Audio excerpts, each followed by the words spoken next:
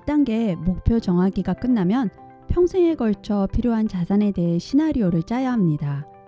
앞 강의에서 많은 사람이 공통적으로 가지고 있는 목표를 필수적인 것과 중요한 것으로 나누었습니다.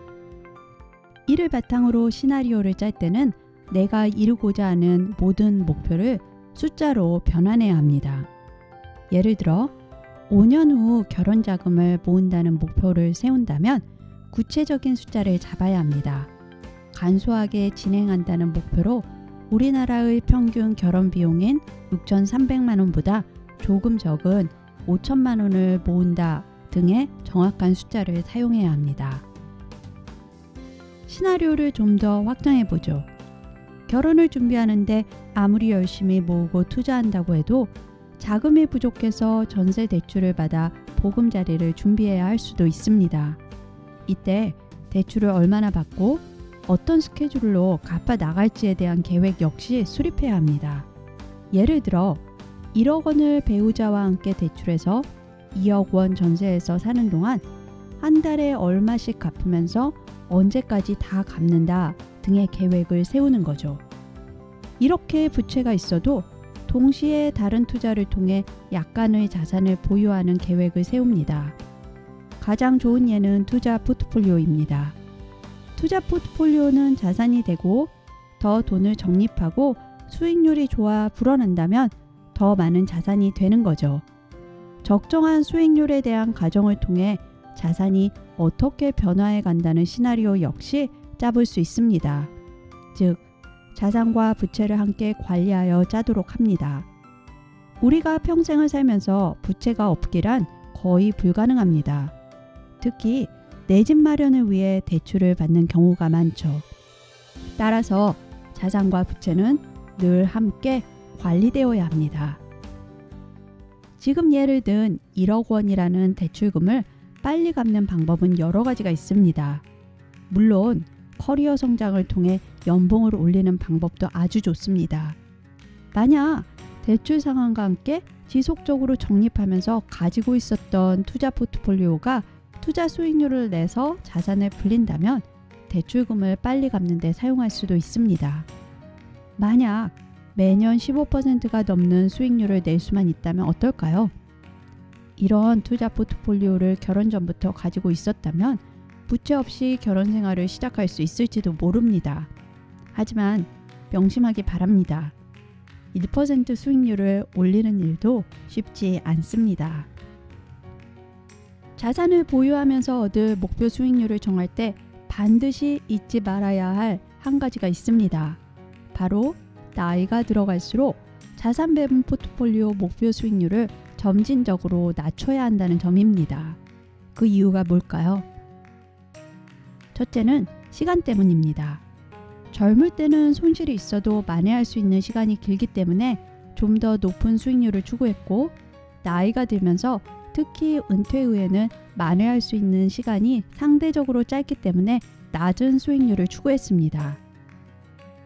둘째, 우리가 계속 이야기하고 있는 목표 때문입니다.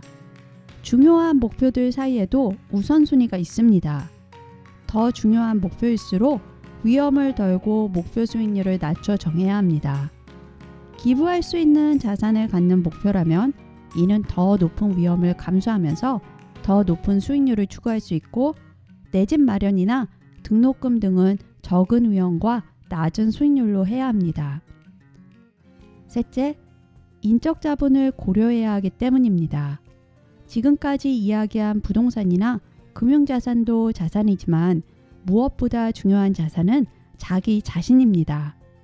인적 자본 역시 숫자로 환산이 가능한데 앞으로 미래에 내가 벌어들일 모든 돈의 현재 가치를 더하면 됩니다.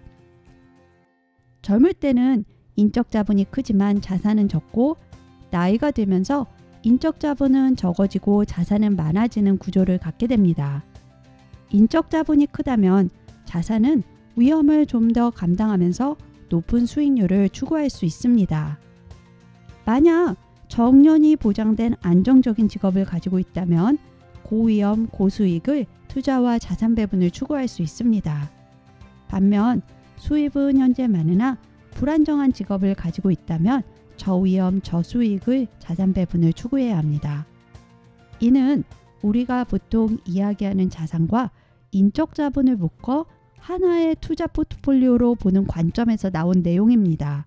즉, 자산 배분 포트폴리오의 위험도를 고려할 때 인적 자본과 보유 자산을 통합적으로 생각해 위험의 정도를 조정해야 합니다. 지금까지 우리는 인생의 작은 목표들을 하나씩 충족시키면서 자산을 증식하는 예를 들었습니다. 이 같은 목표에 기반한 투자는 프로페셔널 투자 세계에서 아주 일반적인 방식은 아닙니다. 나중에 자세히 설명하겠지만 가장 효율적으로 최대의 수익률을 가져올 수 있는 방법이 아니기 때문입니다. 하지만 이론이나 프로들의 세계와는 별개로 다수의 개인 투자자들에게는 꽤 좋은 접근법입니다. 앞 강의에서 우리는 이루고 싶은 목표를 필수적인 것, 중요한 것, 있으면 좋은 것으로 분류했습니다. 여기서 필수적인 것은 절대로 원금을 잃지 않을 자산에 투입해야 합니다. 중요한 것을 성취하기 위한 돈은 전략적 자산 배분 포트폴리오처럼 만들어도 좋습니다. 마켓 사이클의 불황기에 걸려 당장 뺄 수 없어도 기다릴 수 있거나 또는 없어서 불편하거나 만족스럽지 않은 정도이니 당장 100% 해결하지 않아도 되기 때문입니다. 있으면 좋은 것을 위한 돈은 잃어도 엄청난 큰 문제가 되지 않기 때문에 고수익 고위험 자산에 투입해도 괜찮습니다.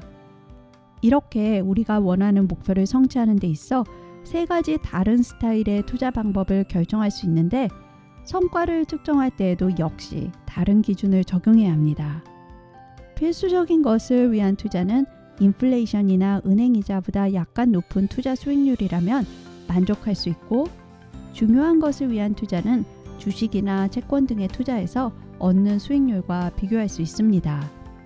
마지막으로 있으면 좋은 것을 위한 투자는 위험도는 높지만 높은 수익을 내는 헤지펀드나 벤처기업 등에 투자했을 때 얻을 수 있는 수익률과 비교할 수 있습니다. 결국 지금까지의 내용을 정리하자면 목표에 기반한 투자란 투자자의 위험 성향과 보유자산, 인적자산에 따라서 세 가지로 분류되는 각각의 목표를 이루기 위한 자산들의 배분을 결정하는 행위입니다.